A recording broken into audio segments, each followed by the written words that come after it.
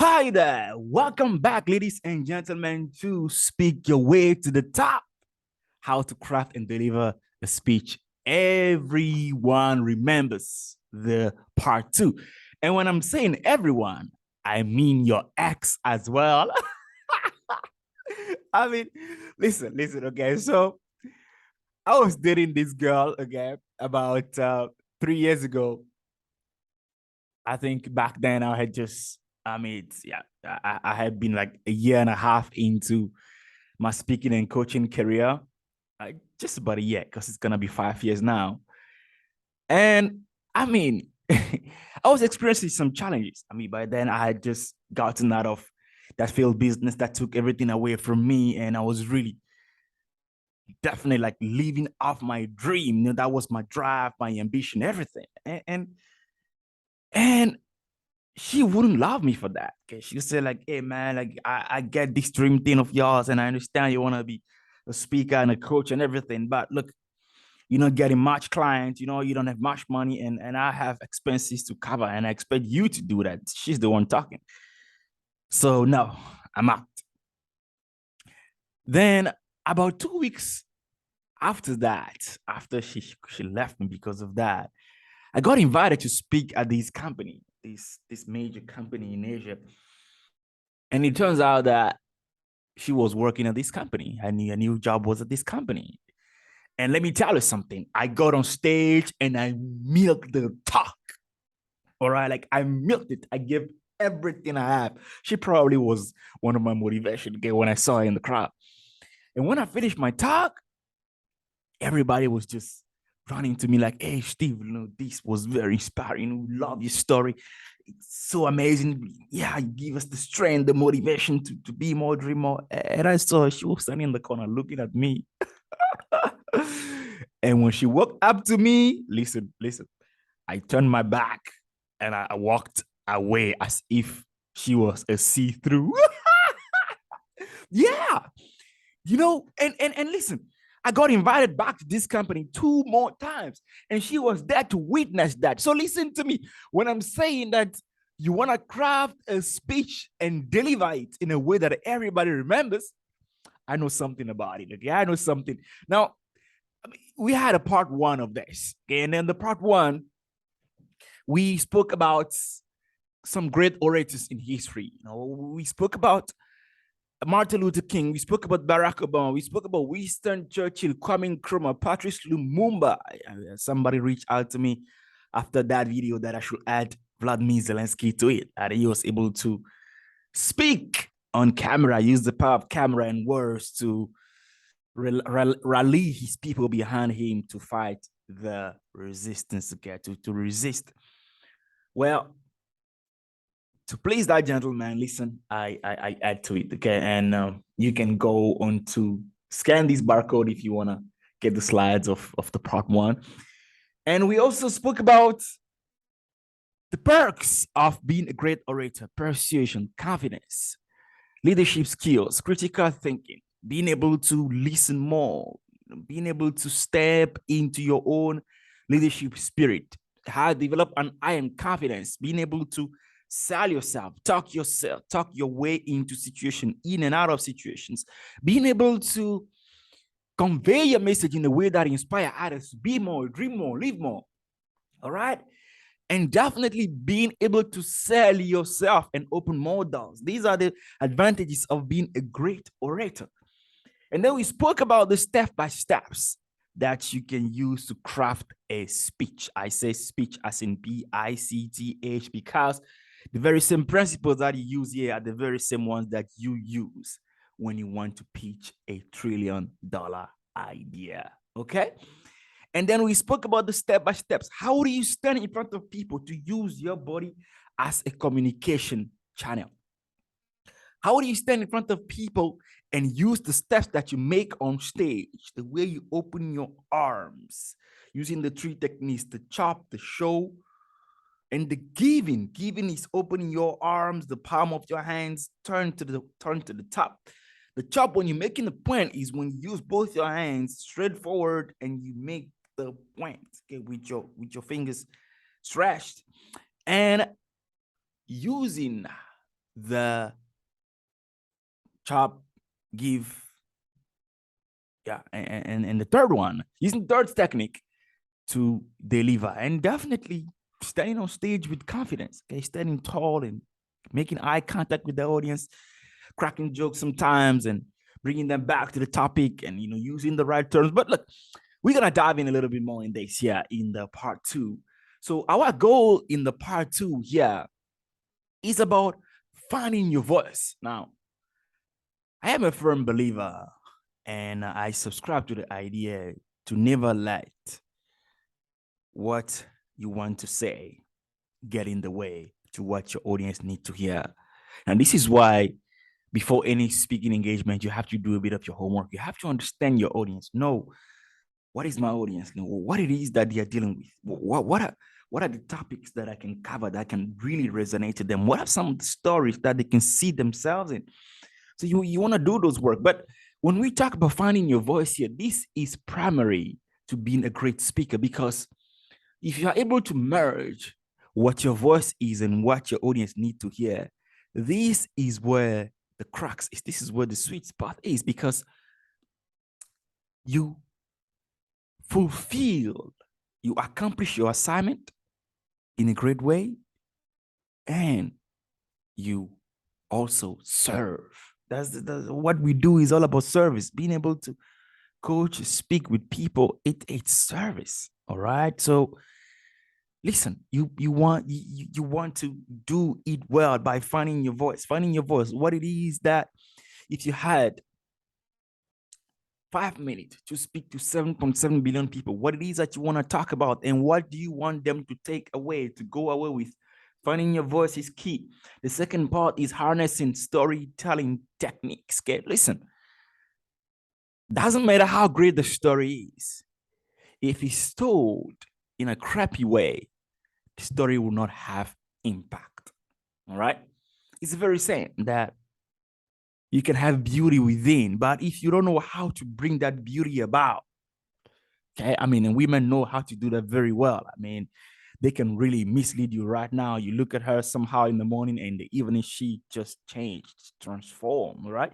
So being able to harness the storytelling techniques is key, okay? So I'm going to share with you some storytelling techniques here so that when you craft your speech, okay, I remember in the stage of crafting, the part when we spoke about doing a story shopping, knowing what kind of stories you want to include in your speech, and you know how to tell them with emotions, 3D, bringing people in, creating all the characters, making people see themselves in the story. You want to harness the storytelling techniques.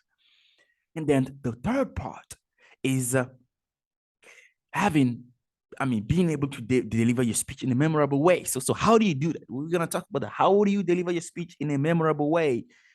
And then, last but not least, being able to craft and deliver a speech pilot. What is a speech pilot?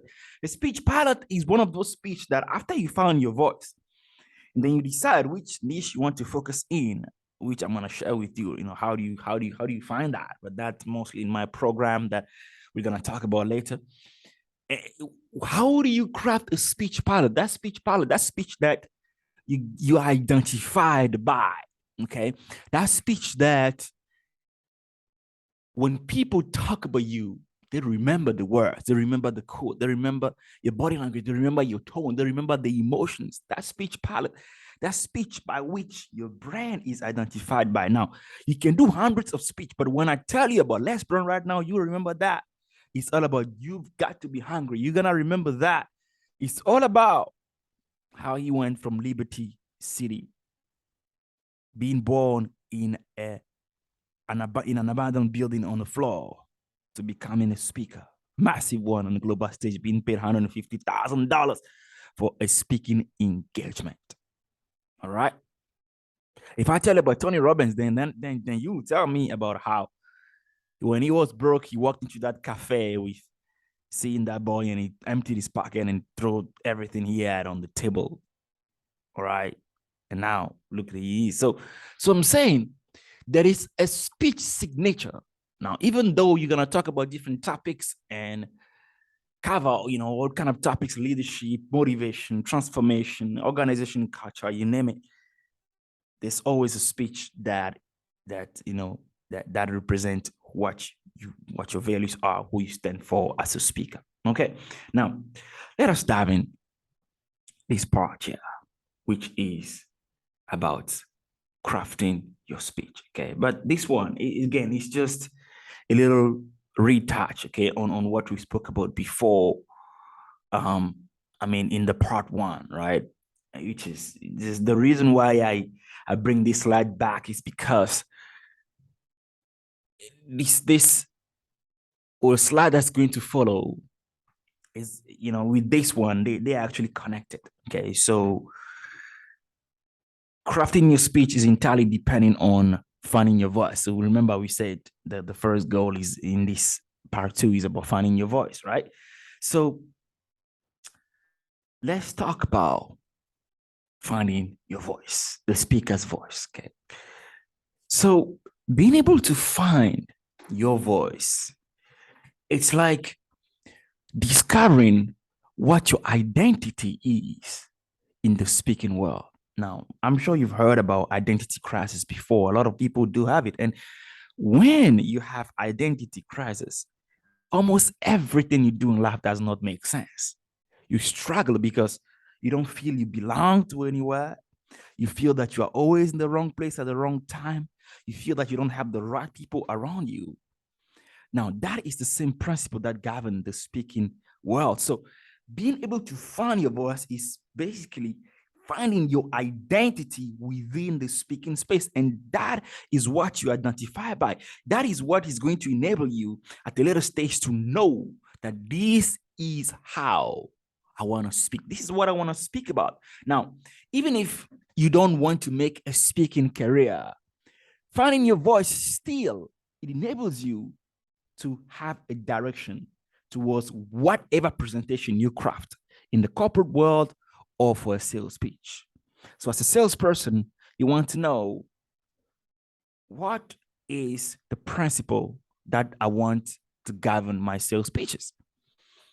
As an entrepreneur, you want to know what is the principle that I want to govern my pitch for the investor. It's the same here. Okay. So how do we find the speaker's voice? The first part is to take a pen and a paper or go on a spreadsheet and to identify what our values are. Okay, this is a self-work. Look, this world that we are in right now is all about working on yourself, bettering yourself every single day. So the first step to finding your voice is identifying your values. Your values, and then we talk about the backstory. What is the story that has shaped these values? Okay. Then what was the journey? What was the journey like? What was the journey like? What was the journey like? What did you have to go through? What journey do you have to embark on for you to actually discover yourself? And then the next point is epiphany moment. Okay. What was the aha moment? Okay. When did all the things shift? When did that moment come? You were like, oh, Eureka. Yes, I got it. That is what I've been journeying for. Oh, yes, I got it. This is what the sales pitch should actually be about. Oh, I got it. This is why I actually got into this sales job. Oh, I got it. This is why I actually started this company. Oh, I got it. This is why my speaking voice matters. Okay? Then if you get that aha moment, then you are able to have your one-line message, which is your voice, which is what you are going to speak about. Finding your voice, I can't tell you how much is important. Whether you are a woman or a man, whether you are an entrepreneur or an employee, whether you are a carpenter or an artist, listen to me. Finding your voice is determining the foundation upon which you want to build your castle. Finding your voice is being clear onto what path you want to be in life, sorry. That is why being able to find your voice is broken down into these steps about values, your backstory, your journey, your epiphany, the aha moment. And then that message which defines you, so that when you go and craft your speech, The speech is never far off from you. Okay, look, there are some people that try very hard where you can tell that, man, this guy is trying very hard, but he's just not getting it. We don't want that. We don't want you to take, hundreds of hours, 12, 13, 15 hours crafting the talk and deliver it, and people can see that, he's just trying. No, it has to come from the heart. And the only way for it to come from the heart is when you find your voice. So you can pause this video and go do this exercise, okay? So that you can find your voice. But if you are following along, let's move on to the next part, which is the speech crafting aspect, right? So we spoke earlier about what are some of the ways through which you can actually craft a speech. Now, this is a part 2. This is the advanced part, okay? So being able to be a good speaker, a good presenter, it also involves how do you build structure to your speech or to your presentation, right? Because the structure, the stories are pretty much everything. Okay, what is the sequence in the thoughts? What is the sequence in the stories? What is the sequence in the different events? You get that? Because the different sequences will determine what kind of emotions you bring about in people. Okay, so dopamine, when you get them hot, when you get them excited, they love it. Okay, when you are able to tell them a story that touches their heart, they'll remember that. I mean, I was giving a talk in Turkey, Antalya once, and after the talk, these women came to me like, "Hey man, you made us cry. You made us cry." Now that's. And I said, okay, how did I make you cry? I said, no, it's the way you delivered and how the stories came about. It was very powerful. It was very impactful. So the number one way of you being able to craft your speech in a way that can be remembered is using the story craft. What is a story craft? The story craft is basically those speeches that about 80% is a story and then 20% is the learning. Okay, it's a deduction, the outcome of the speech. 80% is the story and 20% is the outcome. Okay, so people do it. Okay, they tell the story again and again, okay, in a very vivid and interesting way. And then they spend 20% of the speech to draw the lessons and then wrap it up. Okay, so this is a story craft.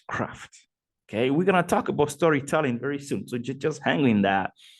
Now, the story pipeline craft is when you start with a story, then you move on to the lessons that you got from the story, and then you talk about facts about the lessons, and then you continue again. So it's a sequence, it continues. So it's start with the story, the lessons learned from the story, and then the facts about the lessons. Okay, so a practical example will be, it was a summer afternoon that I walked into this church. After having been beaten over and over again by life, I walked into this church to find some consolation for my soul. And I sat in the front seat in this empty church with my head bowed, thinking, and I got this tap on my shoulders from the back. When I turned, it was this tall, light-skinned looking young man who said, "Welcome to the house of the Lord, young man. How can I help you?" So I figured he was the reverend. So I said, "Sir, life has been tough. I've been through it all. Been there, done that, got the certificate. Victim of racism, slept on the street, days with no food and nothing, nobody to go and call my own. And now I'm here. Perhaps, if there is a God out there, he could help me." And he said to me, "Young man, you've come to the right place. Although I am not the person that gives salvation, although I am not the person that gives peace or wealth or anything, I know that if before here you've journeyed on your own, but if today you're going to start journeying with God, I want to tell you something, that everything is possible." Now, that's the Reverend talking. And from that, I learned something that people's belief determines their outcomes in life. This pastor believed with all his heart and soul that if God be upon you, all things are possible, right? That's what he believes, you know, and that is what has been happening in his life. So the question then becomes, is it indeed a fact? Is it indeed a fact that what you believe you get? Well, okay. So this is an example, right? This is a long example, but I think you already got the gist of what I'm talking about, story pipeline. So you tell the story, you make the deduction of the lessons learned, and then you announce the fact. Okay?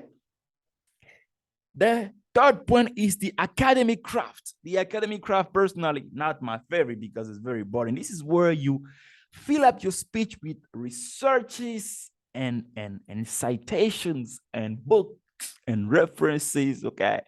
So at every single point of your speech, you name references. Okay. This doctor that, and this 1992 that, and this book's that, and this. Listen, there's a reason why they call it the academic craft, okay? Because when students are going to write their PhDs or master's degrees or bachelor degrees, listen, if you have you ever read any of these papers, I mean, it's full of all these citations, all this work. So this is what's called the academic craft, okay? Then the the fourth is the fact pipeline, okay? So remember the story pipeline where we have story, lessons, and fact? This one starts with facts, then story, then lessons learned. Okay? So an example will be the earth is round. It's a fact.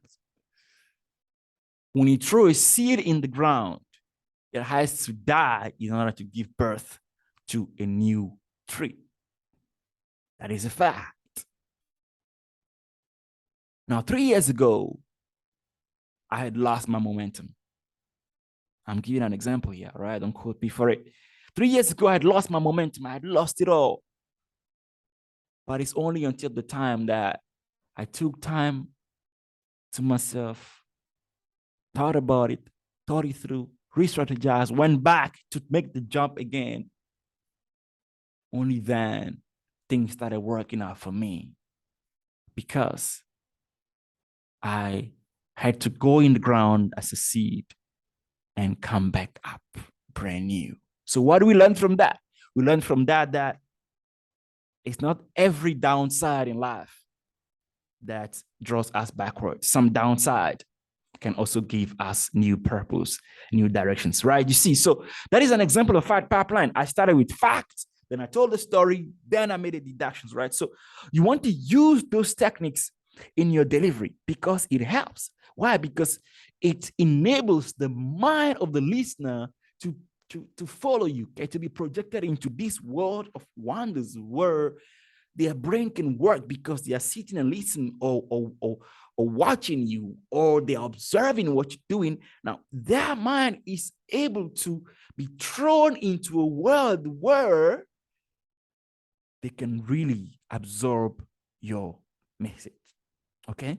Now, something that is common to this 4 point, it's stories.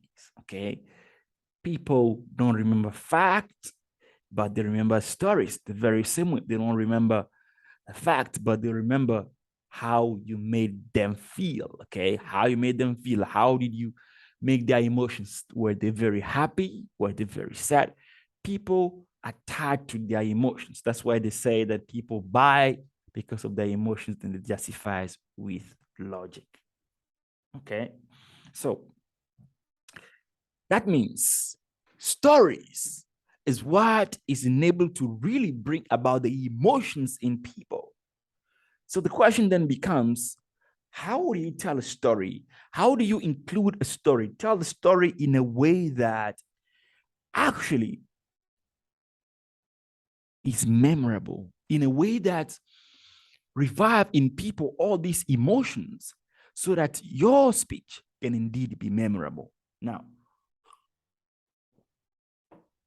here are 4 ways with which we can tell a story. And here I talk about the 360 storytelling. What do I mean by the 360 storytelling? What I mean by the 360 storytelling is because a great storyteller should be able to give life to the story, not kill it, not reduce its value or make it less interesting. No, but a great storyteller should be able to give life to the to the story. Okay, should be able to make the audience be part of the story. It should be able to make the audience see themselves in the story. So basically, a great storyteller is like describing a movie in which he's expelling an invitation to his audience or her audience to be part of. All right. That's why you've got to get all your emotions get up when you tell the story. You gotta tell it. Use your tone modulation. We spoke about it before. Use your tone, use your body, use your eyes, listen, you gotta tell the story in a very engaging and passionate way. The 360 storytelling. The first point, how to achieve that, is telling the story from different angles.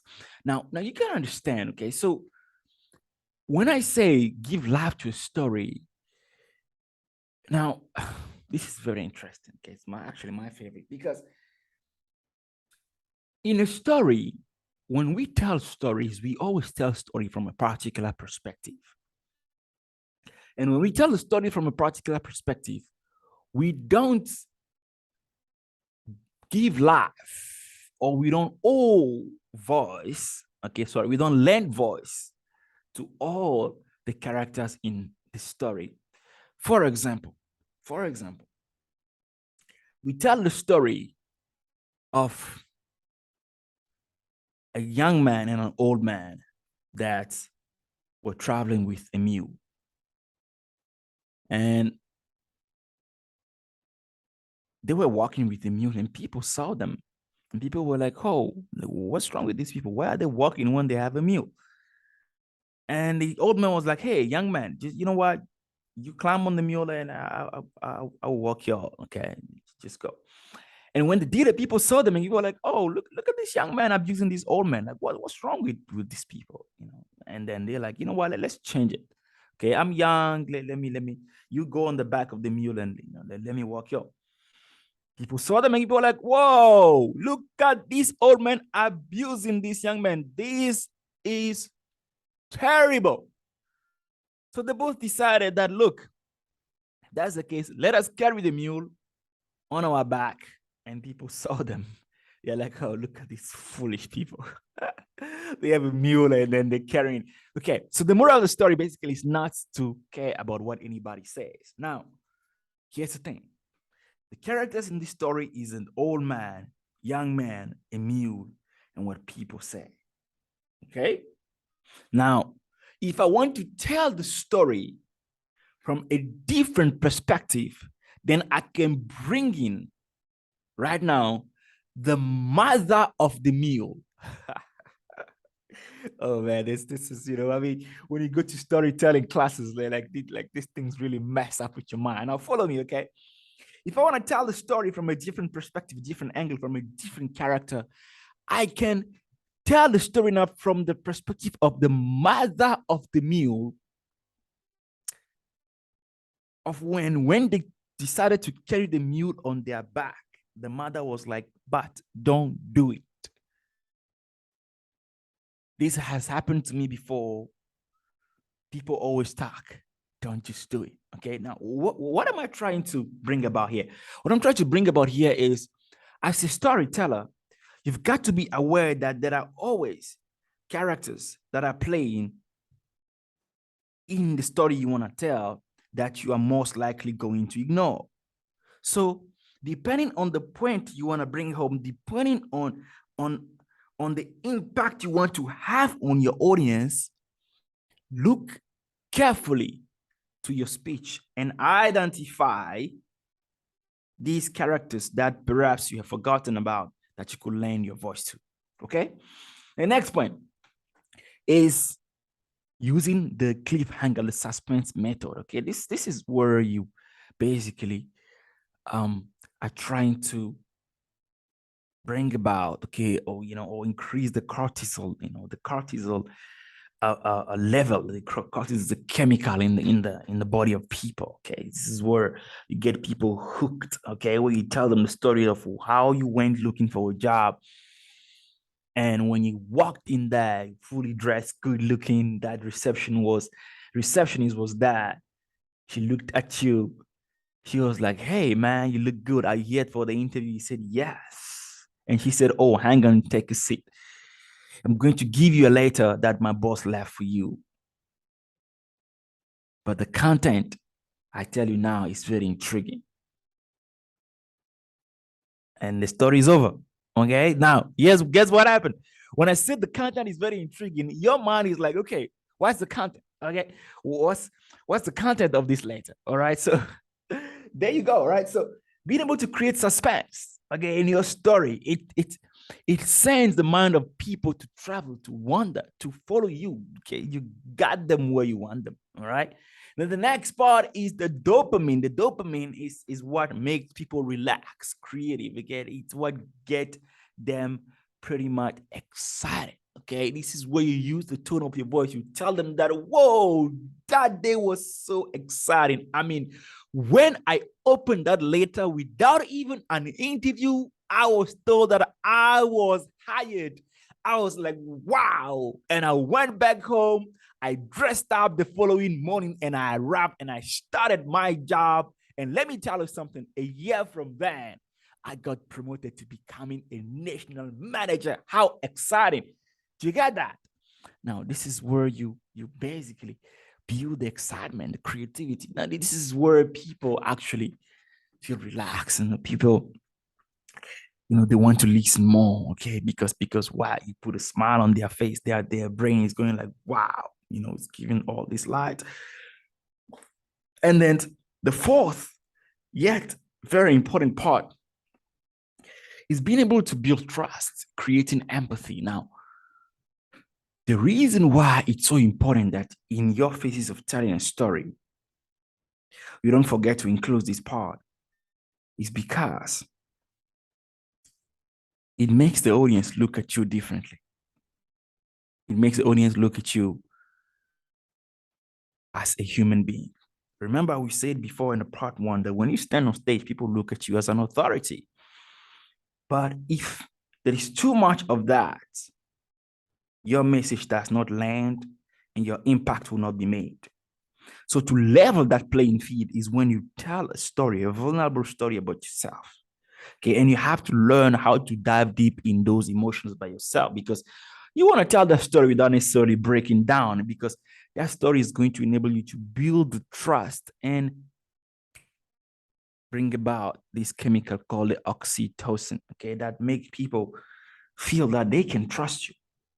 Okay, now these are the keys, okay, for you to achieve a 360 degree storytelling. Now, the summary of this, okay, the summary of this, or should I say, the most important things to note about this when you're telling the story, or should I say, at least when you are preparing for your speech, is you want to believe in the story. Okay, when you tell a story, remember that people are convinced by the depth of your conviction more than the height of your logic. Kabet Hoyo. Listen one more time, that people are convinced more by the depth of your conviction rather than the height of your logic. So believing in it, showing that you have full conviction in what you are talking about, will definitely help you make an impact with your story. And then write the stories down, okay, so that you are able to look at it, identify the characters that you want to perhaps give life to, or some you want to take out.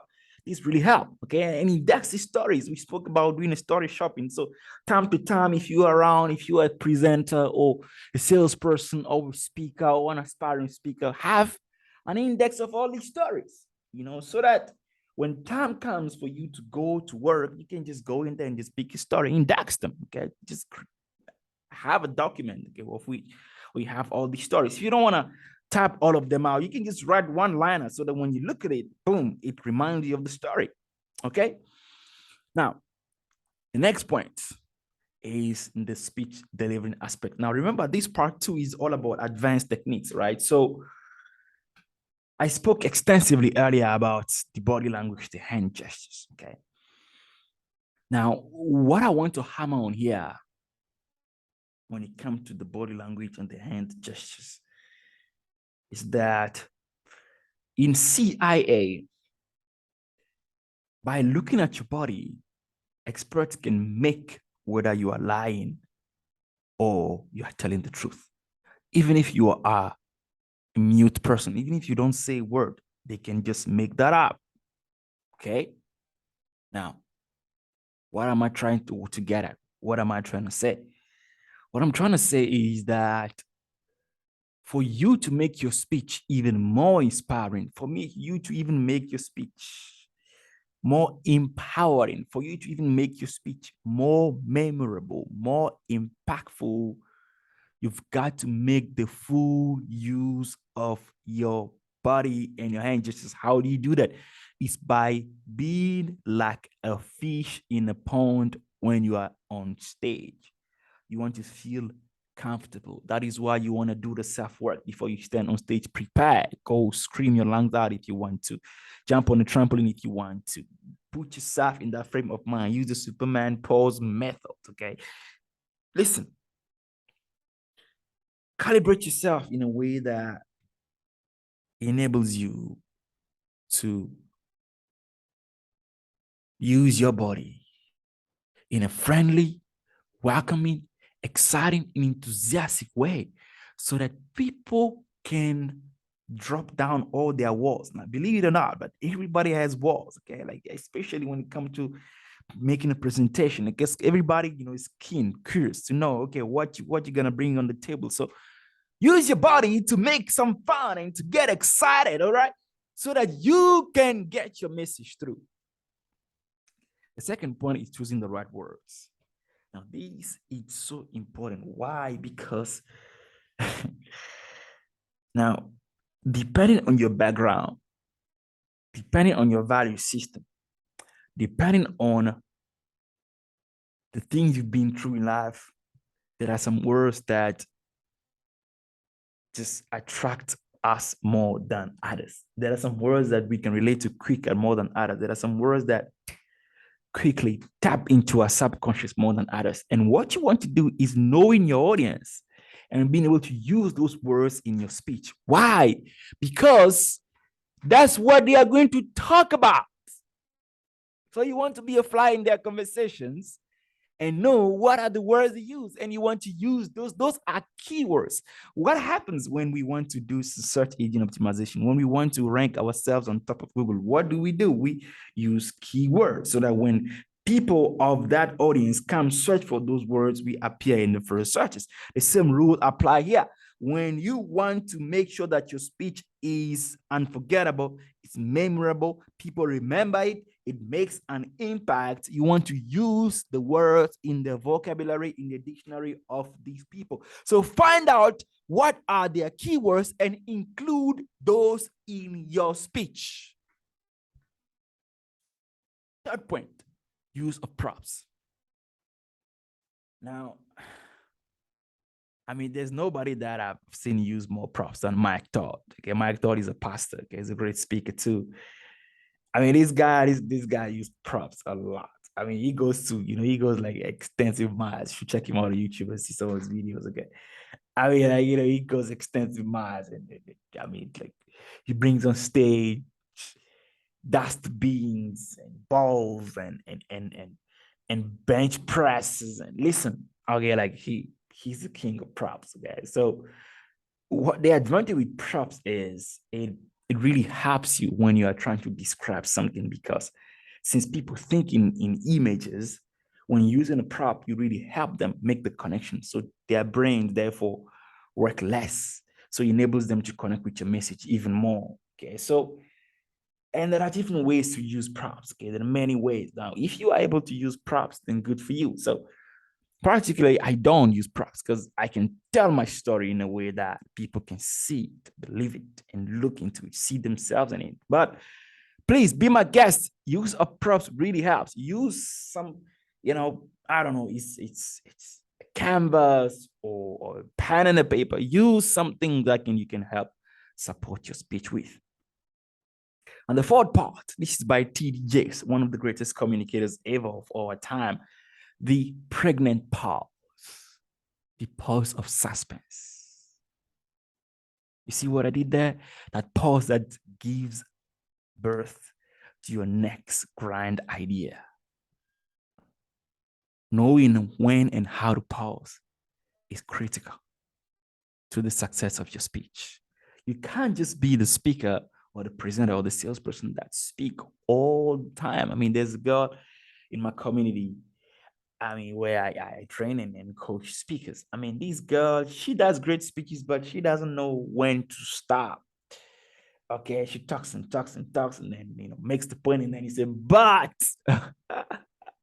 oh, okay, then she continues. All right. So, what happens when you do that is your speech definitely loses its value. No, you don't want to do that. When you use the pregnant pause is that pause of suspense that you use to go on to your next idea after having dropped a dramatic point.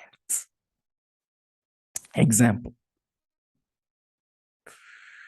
Did you know that between 1800 and 1900, there has been more than 170 cannibalism cases in Eastern Europe? But yes, it's true. I've seen it when I read it in the article published by Meribia.com. Do you see what I do there? So using the pregnant pause to give birth to the next idea or the next lesson or the next deduction. Okay? Using the pregnant pause to make a point, to let that idea you've just dropped, let it sink into the mind of your audience. Yeah. And then the last but not least is the flow of your speech. What is the flow of your speech? This is where we talk about the voice modulation. All right. How do you present your speech like a journalist non-stop? Hi there, ladies and gentlemen. I want to tell you today about how the weather is, but this is why we're here today, and I want to inspire. No, listen. The flow is everything.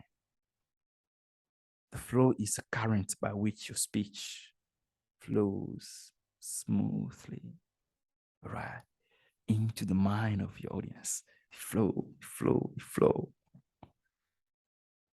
of the speech. All right. So your speech must have a flow with the pregnant pauses, with the stories you tell, with your body language, with the use of props, the flow of your speech. It goes back to the structure of your speech. How's your speech crafted? What is the structure? The flow of your speech.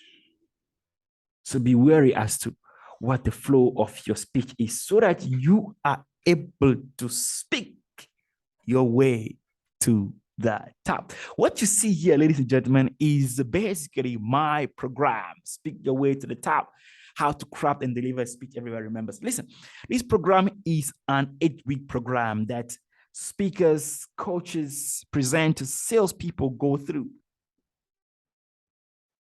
for them to be able to start giving life to their careers as a speaker. And as you see that, like this is the breakdown. Okay, the first we want to talk about you. Okay, and then we want to know you. What is your story? We want to keep an index of some of the stories you're gonna tell. Week 3, we're gonna look into finding your voice, what it is that you stand for, what it is that you believe in, and we're gonna talk about identifying your pawn. Okay, what do you like to speak about? What would you like to speak about? And then week 5, we'll talk about crafting your speech. And a lot of the notions I've shared with you in the part 1, part 2 will be in there as well. But you gotta understand, this program is something we dive in extensively, where we do the work. This is not, video talk. And I know this is where I, talk about you, talk to you, okay, where you come forward and speak your mind, speak your heart, and we bounce it until we find what will bite for you in the market. Okay, so this program is definitely available, okay, on speak your on sorry, it's available on salesforce.site/speak your way. And I'm gonna share with you the link and the barcode later. But I want to give you a bonus quickly about speakers branding. Okay, how do you develop your branding as a speaker? The 7 facts about branding. The first one is having a great signature color. The second one is about having a consistent brand presentation. Okay, not blue here, not green there, not tell a story here and there. No, there must be something that people identify you by. That goes back to identifying your voice. And you gotta understand that online reputation is key. Build your reputation online. I'm just gonna browse through this. Then you can pause the video and look at it by yourself if you want. And then the next part is definitely getting clear on your target audience so that you can know what kind of message to craft for them. Get your speaker touchstone. We spoke about this in the point number 1 because that also powerful part of your branding. And use the tools that you have in order for you to get to where you want to be. Use what you have.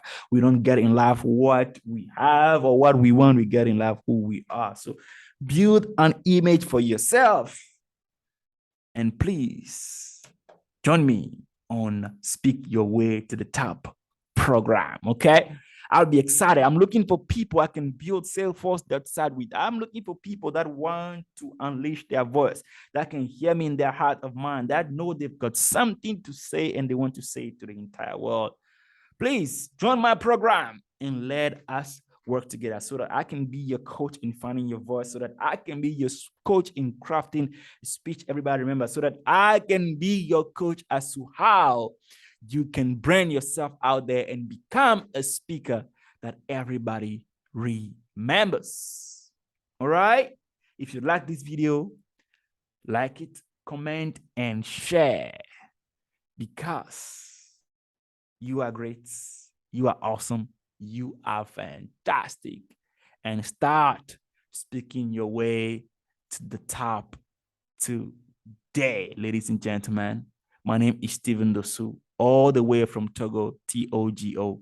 Remember, you can be great, and I will see you